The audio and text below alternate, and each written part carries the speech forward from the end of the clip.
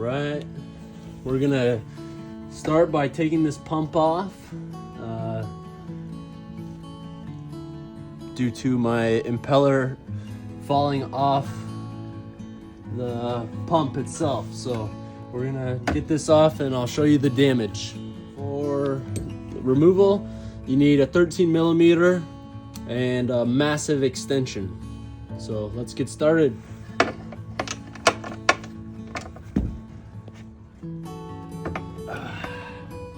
Break that loose. And we'll go around and break the other ones loose. And to get the IBR adjustment screw out, which is over on the left side, you need two 13 millimeter wrenches, and it's just the one bolt right there. So we're gonna get that going. So got that out. You get the lock nut, the washer, and there's also the spacer that goes in that IBR just to kind of protect it from getting smushed. And then you have the bolt and washer that just fell out as well. So boom, gotta keep those safe. And on the right side, you have your steering, and so you want to steer the handlebars to the left, and so you can get better access. And it's just two 10 millimeters, once again another lock nut.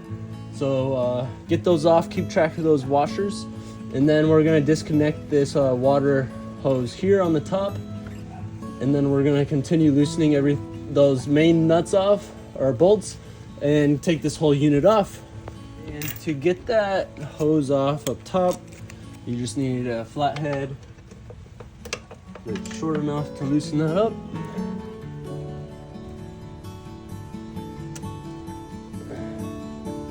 And then this guy slides out anyways. The plastic fitting always slides out of there. I notice after a couple years of age, that plastic fitting just fails. So next time I put this in, I'll just make sure to add some glue. Once you have the three 13 millimeter bolts out, everything's loose. You have the IBR disconnected, your steering and the little hose. Everything's good to pull out. And there is the damage. And I'll have to put this into light and actually show you. And this is how the dealer sends you home when they put your impeller on for you and torque it down for you. This is what you should expect. As you can see, the impeller has came off the pump. So I had to buy a new piece. The dealership wouldn't cover, even though they're the ones that torqued on my new impeller. So really crappy deal, but you know, gotta do what we gotta do. So we're gonna take this portion off and put the new one on. And we're gonna unbox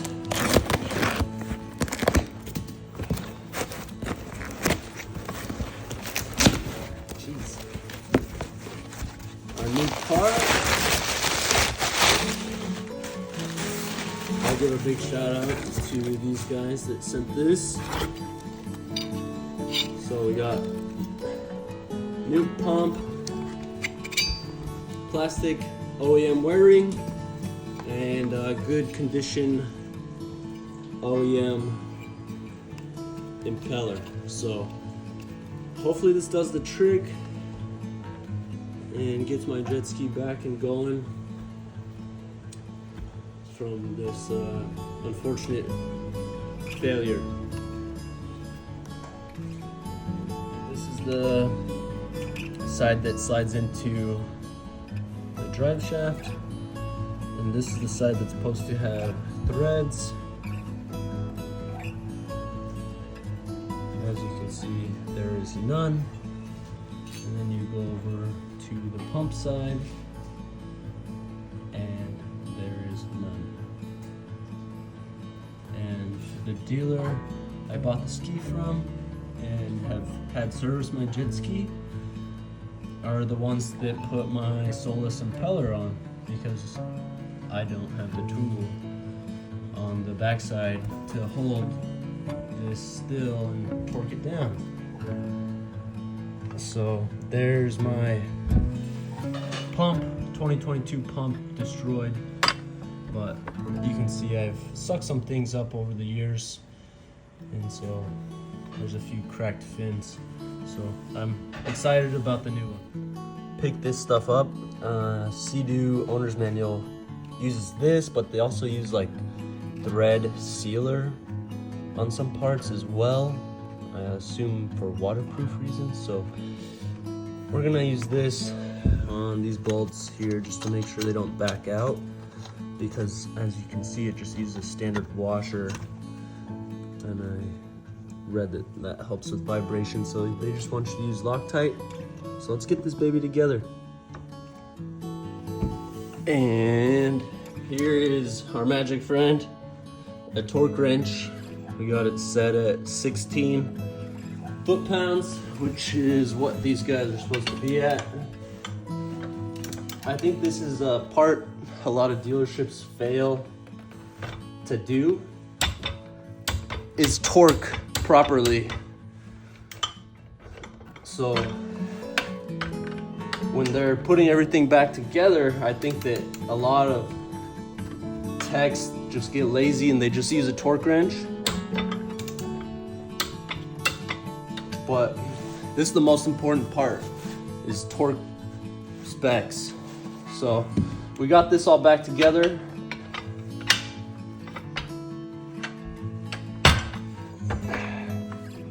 We chose to stick with the Solus wear ring versus this plastic one, because even like a tiny little stick could blow this thing apart. And we're gonna slap this thing back on the jet ski and go test it. Also got some seal lock to use for the 3 bolts that go straight onto the hull. As I'm seeing in the owner's manual, that's what it recommends. And the cool part is it has blue thread locker in 1, so this will be perfect. All right, let's wrestle this thing on up there. So once you feel it kind of settle in, and you can start trying to get these bolts on. But don't forget your seal lock. This stuff is white, which is a little surprising. So we got some of that stuff on there. Let's go ahead and slap this one in. We'll start with the top. All right, finished up here. We got this guy all tightened up. We also got our steering bolt there and lock nut on and washers. And we also got our IBR all hooked up and the spacer in there. Good to go. Now it's time to just go test this baby out. Here it is. Getting ready to go out and test it.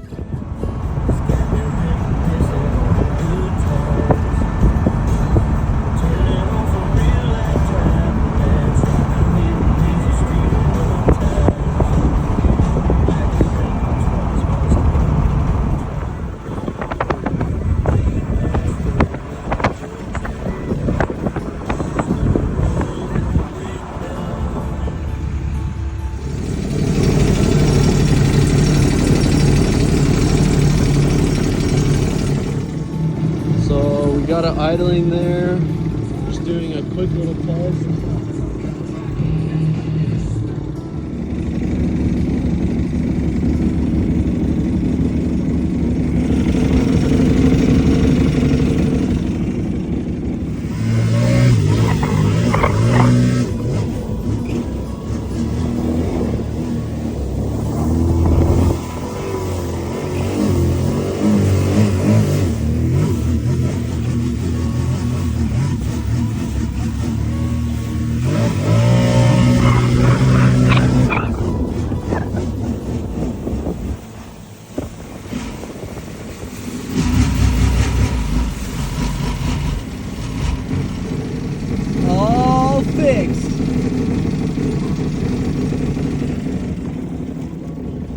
been riding around just in this area, staying close to the dock. I think there's a seal over there. Pretty cool.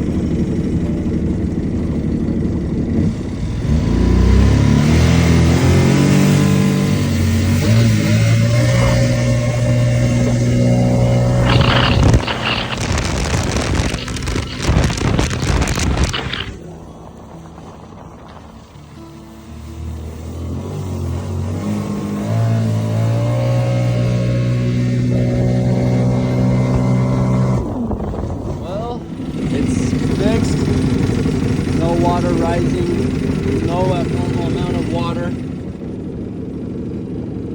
and very happy with the results. Woo!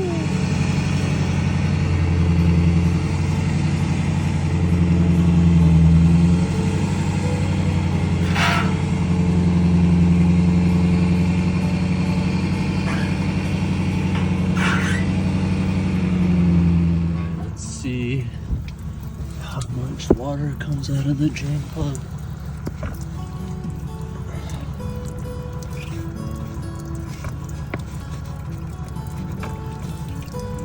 Now that's your normal amount, like 1 cup or like half a cup.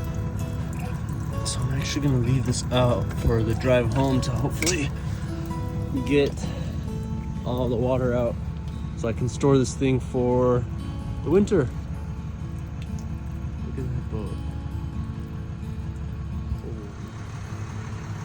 Oh. Made it home. Safe to say the Sea-Doo is fixed. Right. It's installed. Still everything's tight. Super excited.